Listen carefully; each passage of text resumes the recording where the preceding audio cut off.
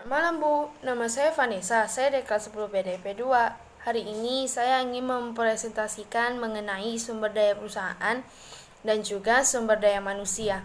Hal yang pertama adalah kekuatan keuangan. Seperti yang kita tahu, kekuatan keuangan ini sangat diperlukan dalam memulai sebuah usaha. Tanpa sebuah tanpa modal ataupun uang, kita tidak bisa memulai sebuah usaha. Kedua adalah kekuatan produksi dan juga fleksibilitas. Di sini kita juga bisa melalui kekuatan produksi dan juga fleksibilitas, kita dapat memahami bagaimana cara untuk menurunkan harga ataupun modal yang diperlukan, tetapi barang atau produk tersebut tetap bagus dan laku terjual. Yang terakhir atau yang ketiga, kekuatan pemasaran. Kekuatan ini dimiliki oleh setiap perusahaan, di antaranya yang perusahaan bermerek maupun tidak bermerek. Ini dapat meningkatkan supaya produk yang kita buat atau barang ataupun jasa yang kita buat bisa laku, terjual maupun digunakan oleh orang lain. Setelah membahas definisi sumber daya perusahaan, sekarang kita lanjut ke faktor-faktor produksi. Faktor-faktor produksi dapat kita definisikan sebagai proses sumber daya yang digunakan untuk membuat produk, barang, ataupun jasa. Selanjutnya kita akan membahas tentang tenaga kerja atau salah satu faktor dari produksi tersebut. Baik, mari kita mulai. Tenaga kerja merupakan faktor produksi yang secara langsung maupun tidak langsung yang mengikuti kegiatan produksi barang ataupun jasa tersebut. Tenaga kerja di sini dibagi menjadi dua, yaitu tenaga kerja berdasarkan kualitas maupun tenaga kerja berdasarkan sifat kerjanya. Pertama yang akan kita bahas adalah tenaga kerja berdasarkan kualitas. Yang pertama ada tenaga kerja terdidik. Tenaga kerja terdidik merupakan tenaga kerja yang memerlukan pendidikan tertentu, sehingga tenaga kerja tersebut hanya bisa ataupun ahli di bidang tertentu. Kedua, tenaga kerja terampil. Tenaga kerja terampil ini juga memiliki ahli di bidang tertentu, sehingga tenaga kerja ini memerlukan kursus ataupun latihan di bidangnya. Yang terakhir adalah tenaga kerja yang tidak terampil dan tidak terdidik. Tenaga kerja ini tidak memerlukan kursus ataupun latihan apapun untuk menjalankan pekerjaannya tersebut. Kedua adalah tenaga kerja berdasarkan sifat kerjanya. Yang pertama ada tenaga kerja rohani. Tenaga kerja ini tidak bekerja menggunakan pikiran dan juga perasaan. Yang kedua, tenaga kerja jasmani. Tenaga kerja jasmani ini menggunakan kekuatan jasmaninya seperti otot tangan dan lain-lain untuk melakukan pekerjaannya. Sekarang kita masuk ke faktor produksi yang kedua, yaitu modal. Modal adalah barang atau peralatan yang digunakan untuk melaksanakan kegiatan produksi.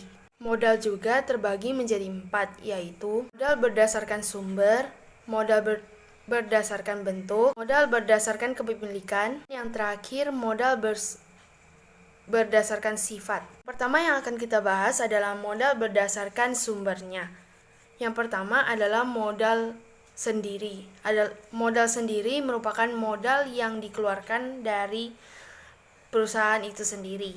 Kedua adalah modal asing. Modal asing ini bisa disebut juga modal yang berasal dari luar perusahaan, seperti modal yang berasal dari pinjaman bank. Kedua yang akan kita bahas adalah modal berdasarkan bentuknya. Yang pertama adalah modal konkret. Modal ini dapat kita lihat secara nyata dalam proses produksi tersebut. Kedua adalah modal abstrak. Modal abstrak ini memang tidak dapat kita lihat, namun modal ini juga sangat berpengaruh kepada sebuah perusahaan. Ketiga yang akan kita bahas adalah modal berdasarkan kepemilikan. Yang pertama adalah modal individu. Modal individu ini modal yang bersumber dari perseorangan atau pemilik usaha tersebut, kemudian hasilnya dari hasil produksi usaha tersebut kembali lagi kepada pemilik perusahaan. Modal masyarakat. Modal masyarakat ini berasal dari pemerintah, tapi modal tersebut digunakan untuk kepentingan umum dalam kegiatan produksi. Terakhir yang akan kita bahas mengenai modal, yaitu modal berdasarkan sifatnya. Modal berdasarkan sifat dibagi menjadi dua, yaitu modal tetap dan juga modal lancar.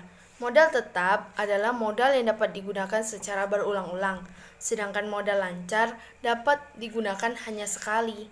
Kemudian kita lanjut kepada sumber daya fisik.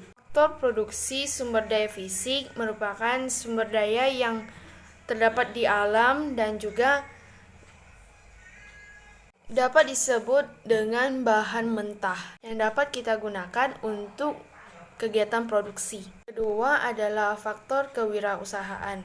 Faktor ini biasa digunakan pengusaha untuk menjalankan atau memproduksi barang ataupun jasa. Namun yang terakhir dari faktor-faktor produksi adalah sumber daya informasi. Sumber daya informasi adalah data-data yang diperlukan oleh perusahaan dalam menjalankan kegiatan produksi barang maupun jasa. Kemudian tipe-tipe sumber daya perusahaan. Sumber daya perusahaan tipe-tipenya dibagi lagi menjadi 6, yaitu man atau manusia, money atau uang, material atau fisik, machine atau teknologi, dan yang terakhir adalah metode. Yang terakhir tidak lupa juga adalah pasar ataupun market. Setelah membahas sumber daya perusahaan, sekarang kita masuk lagi ke sumber daya manusia. Sumber daya manusia bisa dibilang adalah unsur utama dalam sebuah organisasi. Tanpa manusia, kita tidak dapat menjalankan sebuah organisasi ataupun usaha apapun.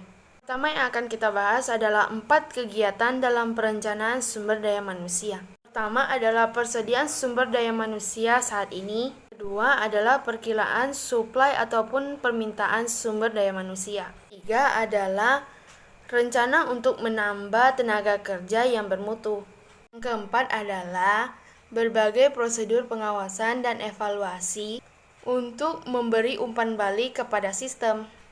Berikut yang akan kita bahas adalah beberapa keuntungan yang dapat kita peroleh dari perencanaan sumber daya manusia. Yang pertama adalah mengefektifkan penggunaan sumber daya manusia, menyesuaikan kegiatan tenaga kerja dan juga dengan tujuan organisasi. Yang ketiga adalah pengadaan tenaga kerja baru secara ekonomis.